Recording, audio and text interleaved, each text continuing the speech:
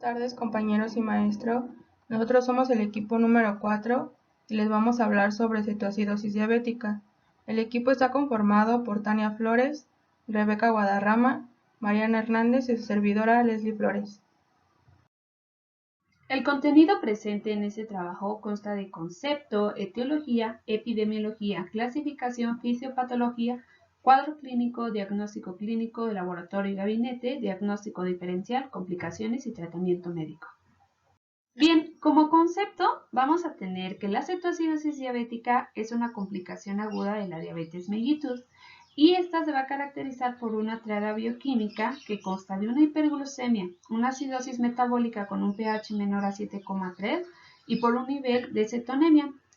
Esta se puede presentar en cualquier tipo de diabetes mellitus, ya sea tipo 1 o 2, y como debut, ya sea por falta de un apego al tratamiento o asociada a una infección. Esta se va a originar por la deficiencia absoluta o relativa de la insulina y la acción de las hormonas contrarreguladoras que favorecen la formación de cuerpos cetónicos. Otro concepto que hemos colocado para que lo puedan entender mejor es que la cetoacidosis es una afección grave que puede producir un coma diabético e incluso la muerte. Esto va a ocurrir cuando el cuerpo empieza a descomponer la grasa demasiado rápido.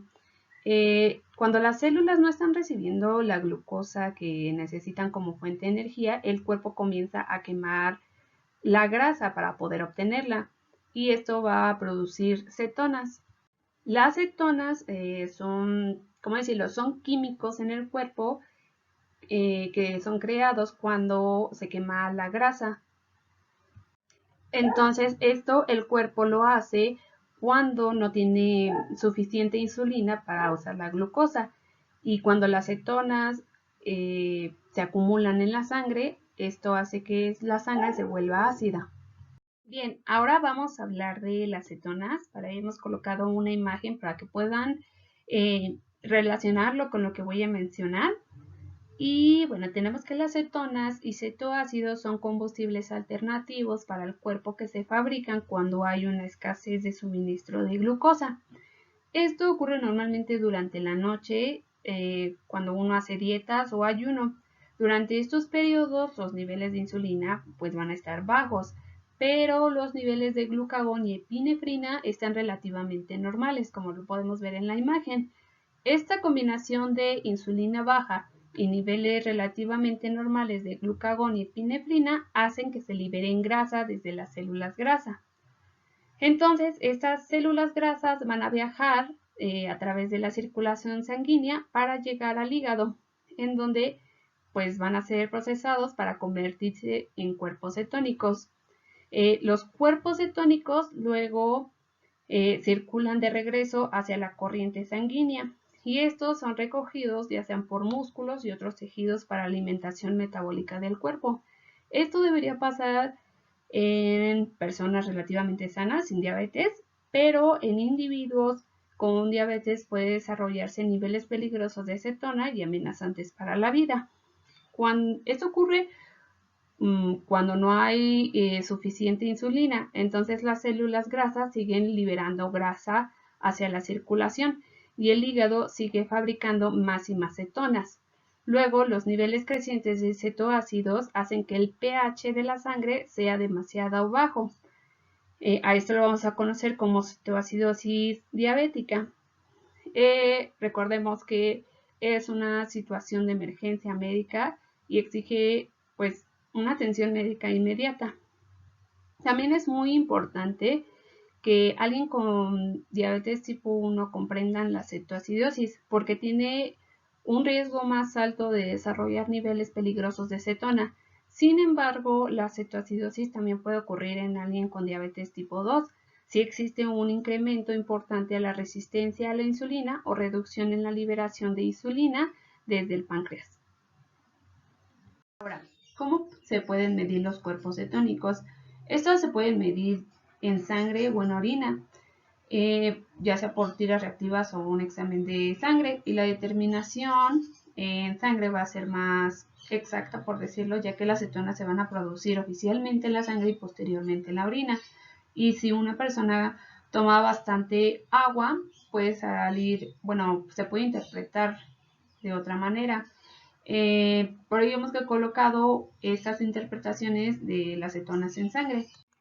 Vamos a tener que menor de 0,6 milimoles por litro va a ser normal o negativo. De 0,6 a 1 milimoles por litro va a ser ligeramente elevado. De 1,1 a 3 milimoles por litro es de riesgo de cetoacidosis y mayor de 3 milimoles por litro es acudir a un servicio de urgencias. Para epidemiología de la cetoacidosis diabética vamos a tener una incidencia anual de 4 a 8 episodios por cada 1000 pacientes. También tenemos que es la causa más importante de mortalidad y mortalidad de los niños que presentan diabetes mellitus. Esta se va a presentar entre el 25% y el 40% como primera manifestación de la diabetes mellitus tipo 1 y el 14% de los pacientes con diabetes mellitus se hospitalizará al año por una cetoacidosis diabética y la tasa de mortalidad es menor del 5%. Yo les voy a hablar sobre la fisiopatología. Para empezar hay que recordar que una de las funciones de la insulina es permitir que la glucosa entre a la célula. Si en el cuerpo se presenta un déficit parcial o total de la insulina, lo que va a pasar es que esta función no se va a poder llevar a cabo. De esta forma, si la glucosa no entra a la célula, los niveles de glucosa en sangre van a aumentar. Aunque los niveles de glucosa en sangre estén muy elevados, la glucosa no está entrando a la célula, por lo tanto la célula va a detectar que no hay glucosa y va a comenzar el proceso de síntesis de hormonas contrarreguladoras. Tenemos dos tipos de hormonas contrarreguladoras, las de acción rápida, que las forman la adrenalina y el glucagón, y la de acción lenta, que está formada por los glucocorticoides, la somatotrofina, la prolactina y la tiroxina, aunque las principales hormonas contrarreguladoras son el glucagón, el cortisol y la hormona del crecimiento. Debido a la síntesis de las hormonas contrarreguladoras, en el hígado se van a empezar a realizar dos procesos. El primero es la glucogenólisis. Este proceso consiste en la degradación de la glucosa y el segundo es la gluconeogénesis. Este proceso va a consistir en formar glucosa a partir de aminoácidos y ácidos grasos. Durante este proceso se va a generar palmitoiltransferasa y esta va a ser la que se va a encargar de sintetizar los cuerpos cetónicos, tales como la beta-hidroxibutirato, la acetona y el acetoacetato. Como resultado de los anteriores procesos, en el organismo se va a presentar niveles de glucosa en sangre elevados y esto va a generar el aumento de la osmolaridad. Y también vamos a tener en el organismo acidosis metabólica por el aumento de grupos cetónicos. En cuestión del cuadro clínico vamos a tener los siguientes signos y síntomas: polifagia, polidipsia, poliuria, náuseas y vómito, dolor abdominal, aliento cetónico. El aliento cetónico se va a asemejar al olor de las frutas en su proceso de descomposición. Hiperventilación y respiración de Kussmaul. Las respiraciones de Kussmaul se van a caracterizar por ser profundas y forzadas, y estas respiraciones solo se van a presentar en una etapa avanzada de la cetoacidosis. Dentro del diagnóstico tenemos el clínico, que es por medio de signos y síntomas. Dentro de los de laboratorio tenemos los siguientes valores. La glucosa plasmática en el leve, moderado y severo se va a ver mayor a 250 miligramos sobre decilitro. En el pH, en el leve vamos a tener de 7.25 a 7.3, en el moderado de 7.0 a 7.24 y en la severa es menor a 7. En el bicarbonato sérico, en el leve es de 15 a 18 miliequivalentes sobre litro, en el moderado es de 10 a 15 miliequivalentes sobre litro y en la severa es menor a 10 miliequivalentes sobre litro. Dentro de las cetonas séricas o urinarias, en el leve, moderado y severo se van a encontrar positivas. Y en el estado mental, en el leve el paciente va a estar alerta, en la moderada va a estar alerta o somnoliento, y en el severo se va a encontrar en estupor o en coma. Dentro del diagnóstico diferencial, solamente tenemos el estado hiperosmolar y preglucémico, que esta es una complicación metabólica de la diabetes mellitus caracterizada por hiperglucemia grave, deshidratación extrema, hiperosmolaridad del plasma y alteración del nivel de conciencia. Yo voy a continuar con las complicaciones y las complicaciones más frecuentes de la cetoacidosis diabética están relacionadas con el tratamiento. Algunas de estas son la hipoglucemia, la insuficiencia renal, la alergia insulínica, resistencia insulínica, hipopotasemia y edema cerebral.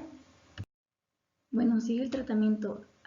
Los principios generales del tratamiento incluyen asegurar la ventilación y circulación adecuadas, corregir el déficit hidroelectrolítico, bloquear la cetogénesis con insulina y disminuir la glucosa plasmática para disminuir la diuresis osmótica, corregir la acidosis metabólica, tratar de identificar la causa desencadenante y monitorización estrecha y manejo de cualquier complicación. Ok, el tratamiento se divide en 5 etapas o 5 pasos, que son la hidratación. Bueno, esta se inicia con la perfusión de 6 a 10 litros de líquidos por vía intravenosa en las primeras 24 horas. Lo primero que se tiene que hacer es perfundir 1000 mililitros de solución de cloruro de sodio al 0.9% durante la primera hora. Después 500 mililitros por hora en las siguientes 4 horas. Posteriormente 250 mililitros por hora hasta la corrección del equilibrio de ácido-base. Y cuando la glucemia es menor que 13.9 milimoles por litro, se añaden 100 mililitros por hora de solución de glucosa al 5%. En casos de catabolismo aumentado, como lo son una infección o un embarazo, la solución de glucosa es al 10%. Después de añadir la solución de glucosa, y siempre y cuando hayan transcurrido 24 horas o más desde el inicio del tratamiento, se disminuye la infusión de la solución de cloruro de sodio a 150 mililitros por hora. Bueno, ese es el primer paso. Y el segundo es disminuir la hiperglucemia. En esta se inicia la insulinoterapia. Inicialmente se inyectan 0.1 unidades por kilogramo, seguidas por una infusión continua, y se monitoriza la glucemia cada hora. Bueno, el siguiente paso es corregir el déficit de potasio, y si la potasemia es igual o menor a 5.5 milimoles por litro, se comienza el aporte de cloruro de potasio por vía intravenosa. Lo que sigue es corregir la acidosis. La acidosis leve y moderada se remite a medida que se lleva a cabo la hidratación, que se aporta la insulina y se corrigen las alteraciones del balance hidroelectrolítico. Y bueno, el último es buscar el factor causante y comenzar el tratamiento adecuado. Por ejemplo, si este es causado por una infección, se tendría que iniciar una terapia con antibióticos. Bueno, nuestras conclusiones son que todo paciente con cetoacidosis requiere de un manejo estricto con una vigilancia estrecha, y uno de los parámetros más importantes para el control de la cetoacidosis es evaluar la presencia de cetonas en orina o bien en la sangre, y el objetivo principal es bloquear la cetogénesis con el uso de insulina, y de esta forma se restaura el equilibrio ácido-base y se restablece la captación de glucosa. Y bueno, esto sería todo por parte nuestra, y pues gracias por su atención.